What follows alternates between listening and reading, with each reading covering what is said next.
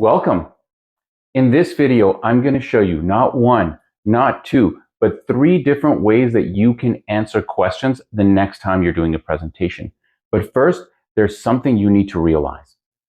And this is going to blow your mind. Most questions aren't questions. They are usually statements of opinion. They usually go something like this. Yeah, I got a question because I know in my experience, da-da-da-da-da. Or I have a question because, I did that one time and da-da-da-da-da. Yes, I have a question, but at my work, we do it like this. And it's a statement of opinion. And here's another thing we need to realize. What are the odds that in the 30 seconds, minute, 2 minutes that I answer your question, that I'm going to change your opinion? Exactly. Low, if not zero. In fact, most of the time, people just polarize to their opinions whenever you debate them. But I know what you're thinking. You're thinking, Ivan, what about those people that have a legitimate question? Yeah, like I said, I didn't say all questions, most questions. So what happens when someone has a legitimate question? Well, I'm so glad you asked, because that's tactic number 1. Here we go. Before we go any further, my name's Ivan, and if you like the content that you get from this video, please like it, please share it. It does so much for the algorithm. Okay, tactic 1. So when someone has a legitimate question and they want clarification on something, here's what you do. Boom.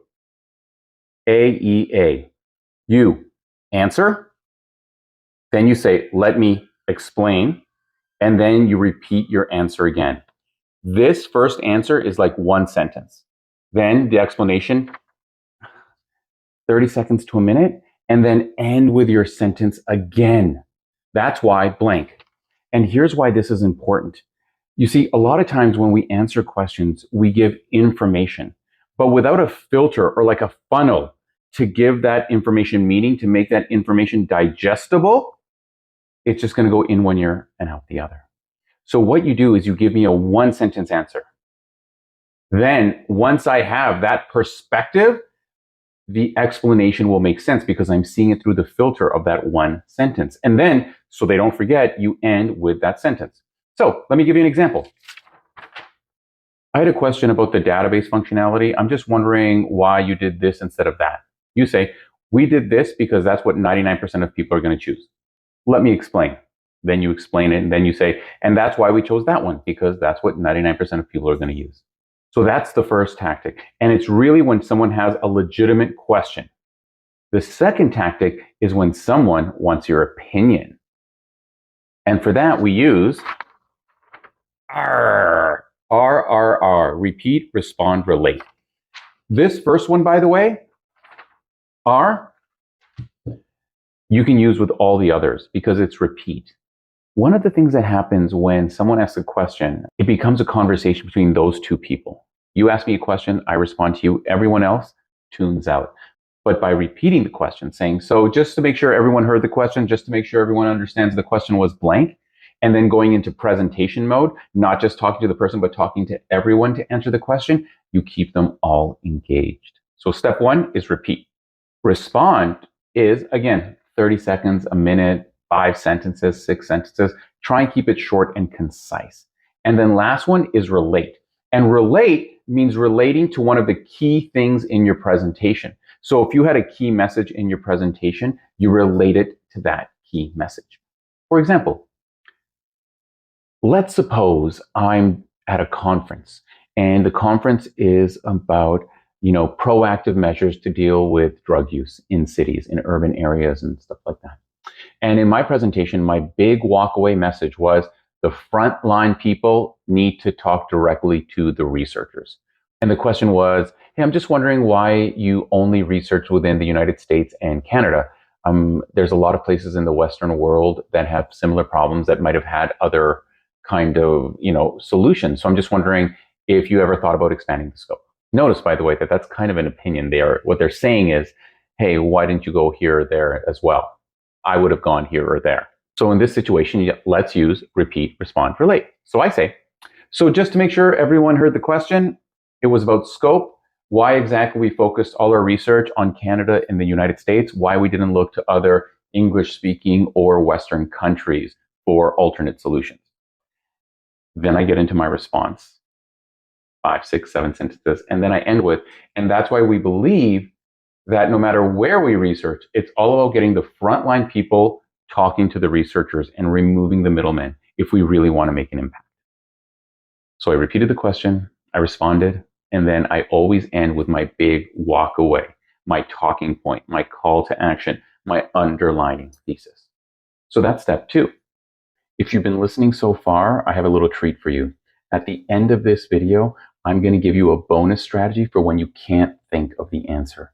What happens when someone asks you a question and you blank? What do you do then? Stick around to the end to find out. So far, we know what to do when someone asks an actual question for clarification on something.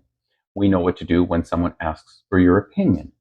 So now, what do you do for that big chunk of questions that are challenges, that are people's opinions? Because remember, we talked about it at the beginning. The odds of me changing your mind are very low. What do you do then? Now, this is a big one because it's going to be a big chunk of the questions you have to deal with, the challenges. And this strategy actually came from Apple. I had a friend of mine who was an Apple genius, and they jokingly called it Apple empathy. And here's how it works. FFF, feel, felt, found. And I'm going to be honest with you. When my friend first mentioned this to me, I was skeptical. But then we tried it out a bunch of times, and we were shocked at how well it worked because it really does communicate empathy. It really does make the person feel like even if you can't solve their problem, you can't be accused of not understanding what they're saying. I could see how you feel. A couple of sentences. I also felt the same way. A couple of sentences. What we found was a couple of sentences. Feel, felt, found. The first 2 parts are all to get the other person thinking like you really understand their perspective. They're going to go, yeah, exactly. Yeah, exactly. If you can get that, even if I can't convince you, you will still have to give me some part of the benefit of the doubt. Even if I can't convince you, I can convince the rest of the room that I used to be you by using feel, felt, found. Let's do an example. You ready? Here we go. Let's suppose we're working at an Apple store and someone comes in and challenges us. They say, Macs aren't worth it. PCs are way better value. You pay so much money for a Mac and you just don't get anywhere near the specs that you get from a PC. Now, if I try and argue the point and say, well, actually, it's just, we're going to polarize. You know what I mean? Neither of us are going to be convinced. And it might get heated. So instead, let's use feel, felt, found. And we say something like this. You know what? I could see how you feel, right? You come in and you see that the Macs are at a price point close to $2,000. And for $2,000, you might be able to buy, more than one PC or like a super high spec PC. In fact, I felt the same way. When I first started looking at Macs, I kept thinking like, why are they so expensive? And what I found was when you actually look at how much free software you get with Macs, plus how they don't need to be replaced as often, like a good Mac will last you 5, 6, 7 years, it actually adds up to be a really great value. Because you might spend thousands of dollars on software, or you might have to buy a new PC in a couple of years, but this one Mac might last you 5. So you see what I did? I didn't just summarize what they said in one sentence. I said, I can see how you feel, and then I gave a couple of sentences. I felt the same way. Hey man, I'm on your side. We're like this looking that way. We're not looking at each other. We're like, And then, once I did those 2 things so that we are on the same side, so they know that I actually understand what they're saying, that's when I can hit them with information or reference. So, feel, felt, found when you are being challenged. Now, if you stuck around this far, it's because you want to know what to do when you can't think of the answer. When this happens, I'm empty. I got nothing. I don't know what to say. Let me help you in 2 ways. Here's the first one. When you actually know the answer, but you can't remember in the moment. And what you do is this. You ask other people for their opinions or ideas. So if someone challenges you and you need some time to remember, or in the moment you kind of blank maybe because you're a little stressed out or you're nervous, what you do is throw the question back out to the audience. You repeat the question to everyone and then ask for their opinions or ideas. And you use this phrase, before I answer. So you say something like this. Just to make sure everyone heard the question, it was da-da-da-da-da. You say the question. Then here's a couple of options. You get a show of hands. Just out of curiosity, how many of you have the same question? How many of you agree? How many of you disagree? How many of you have an answer for this? That's one option. Number two, separate or in combination with the show of hands, you say something like this. Hey everyone, so the question was da-da-da-da. Now, before I answer the question, I would love to get some perspectives. How would you address blank? How would you do this? How would you do that? Get a few people talking. Their ideas will probably remind you what to say. Or at the very least, the focus is off of you, so it'll give you time to think while they are talking. That's the first strategy. But what happens when you quite honestly have no idea how to respond? What do you do then? Well, I'm so glad you asked.